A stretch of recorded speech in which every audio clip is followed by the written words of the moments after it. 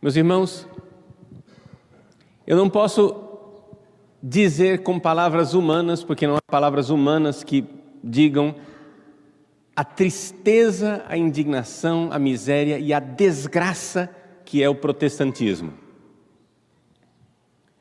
O protestantismo jogou fora o sacerdócio católico. Martinho Lutero, um padre católico, jogou fora o sacerdócio que ele tinha.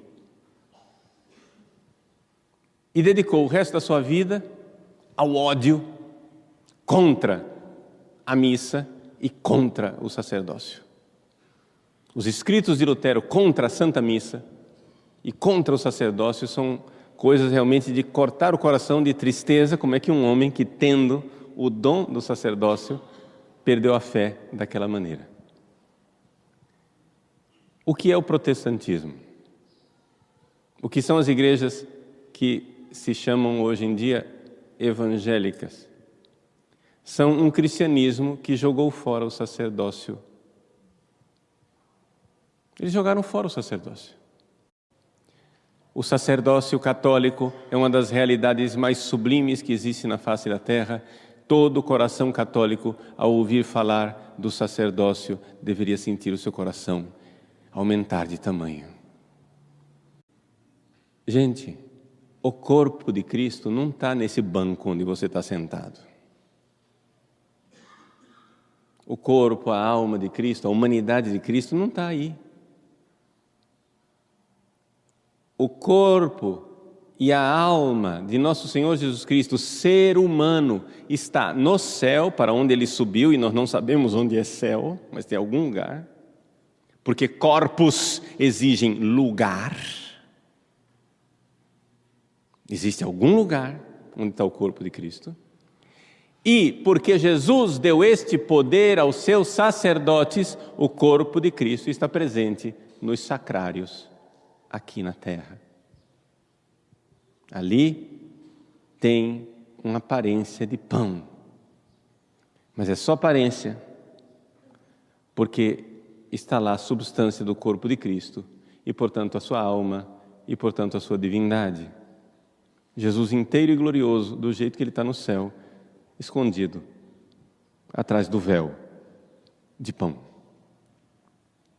O véu de uma aparência de pão. É uma cortina que nos impede de ver Jesus. Mas está lá. Verdadeiro.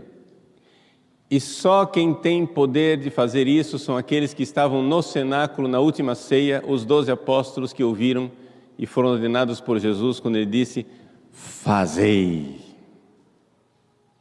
Fazei. Então nós católicos cremos, e cremos com todas as veras do nosso coração, e estamos dispostos a derramar o nosso sangue por esta verdade. Nós cremos que existem homens nesta terra que têm um poder divino de fazer com que o pão e o vinho sejam verdadeiramente Jesus, ser humano, fisicamente presente, vivo e glorioso. Se Jesus, ser humano, está presente, é evidente que está presente também a divindade, a segunda pessoa da Santíssima Trindade, com a qual Ele está unido de forma inseparável. Mas Satanás quer acabar com a igreja, e a primeira coisa que Satanás ataca é o sacerdócio.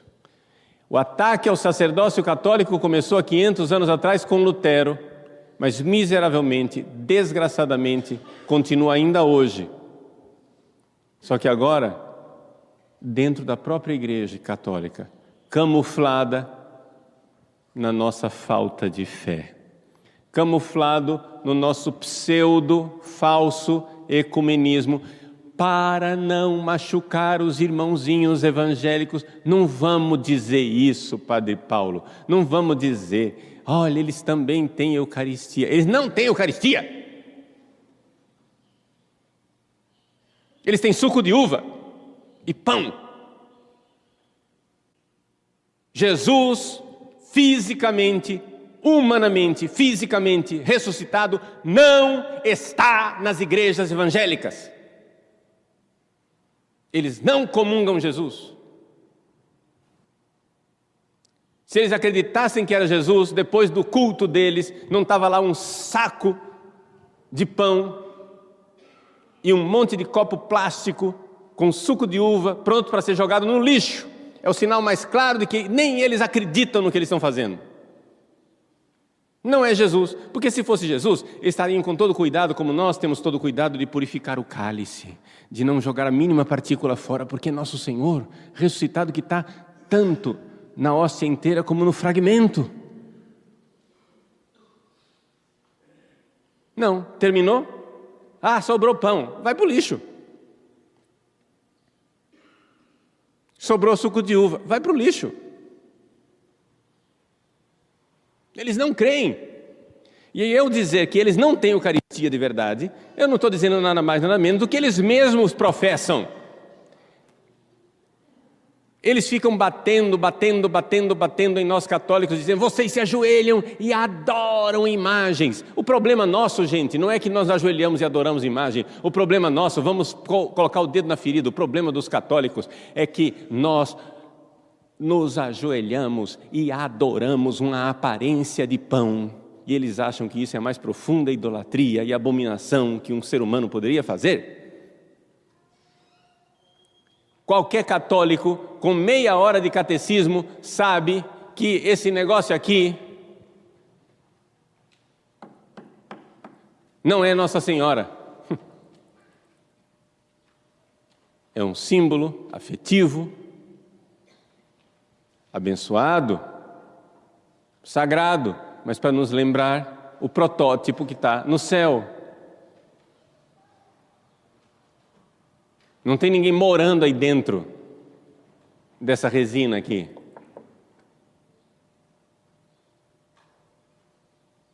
Não existe uma presença física de Nossa Senhora numa imagem de Nossa Senhora. Está entendendo?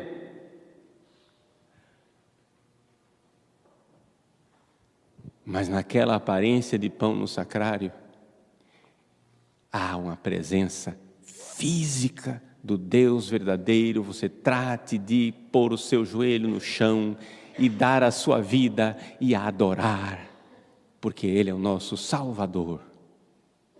E não está lá de mentirinha, está lá de verdade, e está lá porque existem padres, sacerdotes, ordenados, que receberam um poder que veio de Jesus Cristo, através dos apóstolos e através dos bispos ao longo dos séculos. Lutero jogou esse poder fora. Ele jogou esse poder fora. É uma abominação jogar o centro da nossa santa e divina religião no lixo. O sacerdócio católico e a Eucaristia, os dois dons que brotaram do coração eucarístico de Jesus na última ceia. Mas não somente isso. Jesus ressuscitou. E ao ressuscitar, Ele disse aos apóstolos, paz a vós. Não tenham medo, não tenhais medo. E soprou sobre eles. Sobre os apóstolos. Recebei o Espírito Santo. Aqueles a quem vós perdoardes os pecados serão perdoados. Aqueles a quem vós não perdoardes, ser-lhes-ão retidos os pecados.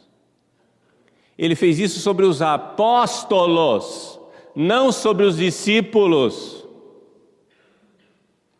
Quem recebeu o poder de perdoar os pecados foram os apóstolos, aqueles da última ceia, aqueles que estavam lá e receberam o poder, fazei isto.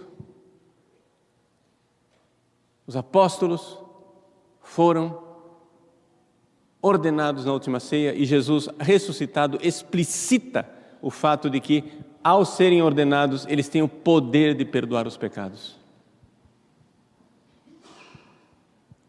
A confissão. Eu tenho um profundo pesar uma pena, uma dó dos nossos pobres e miseráveis irmãozinhos evangélico-protestantes, que na hora da morte não têm a consolação de poder se confessar, de receber o perdão de seus pecados. Deus tenha misericórdia deles. Como que eles vão ter os pecados perdoados, eu não sei. Nosso Senhor foi bem explícito: aqueles a quem perdoardes serão perdoados, aqueles a quem não perdoardes não serão perdoados. Como que eles escapam dessa, eu não sei. E não é um problema intelectual, é um problema existencial. Eu não estou aqui fazendo debate com o protestante, eu estou lamentando uma desgraça. Você passar a vida inteira amando Jesus e terminar no inferno. Por quê? Porque eles cometem pecados mortais. Nós também cometemos pecados mortais miseravelmente, desgraçadamente, infelizmente. Como eles vão receber o perdão? Rezemos, rezemos, rezemos, meus irmãos. Pode ser que Deus faça um milagre para alguns. Não os faz para todos, infelizmente. Mas para alguns, Deus dá milagrosamente a graça de uma contrição perfeita na hora da morte que tudo perdoa. Mas é um milagre lá que só Deus pode. Nós não podemos contar com ele. Então, nós oferecemos a Deus o nosso nada, a nossa miséria, junto com Jesus que se oferece. A igreja faz isso quando ela, o padre, simbolicamente, quando ele vai colocar o vinho, tem essa colherzinha aqui. A colherzinha não é obrigatória, tem algumas igrejas que têm, outras igrejas não têm essa colherzinha. O que é importante é que o padre, com colherzinha ou sem colherzinha, pega o cálice com vinho e coloca uma gotinha de água. Essa gotinha de água é o nosso sacrifício, unido ao sacrifício de Cristo. Qualquer católico sabe que se eu pegar um copo d'água, eu, padre, que tenho o poder de celebrar a Eucaristia, se eu pegar um copo d'água e disser: isto é meu sangue, isso é o cálice do meu sangue, o que é que vira isso? Água. Tem valor nenhum. Era água e continua sendo água. Mas se eu pegar do copo d'água uma gotinha de água que é incapaz de se transformar no corpo de Cristo, no sangue de Cristo, e colocar no cálice, aquela pequena gota vira vinho e se torna capaz de oferecer. Esse é o processo da santidade. Nós, incapazes de oferecer algo a Deus, unidos a Jesus, a nossa água miserável, o nosso amor miserável é transformado em vinho. E aí podemos dizer: isto é o cálice do meu sangue. E aquela gotinha d'água indigna, incapaz de se transformar no sangue de Cristo, vai se transformar no sangue de Cristo junto com o resto do vinho, porque ela se tornou vinho. O sacrifício de Cristo oferecido a Deus sobe aos céus com a água da nossa incapacidade de amar, com as nossas misérias. O que você é capaz de oferecer a Deus? O que oferecerei? Quid retribuam Domino pro omnibus que retribuit mi. O que eu darei ao Senhor por tudo aquilo que Ele me deu? Oferecerei o cálice da salvação, invocando o santo nome do Senhor.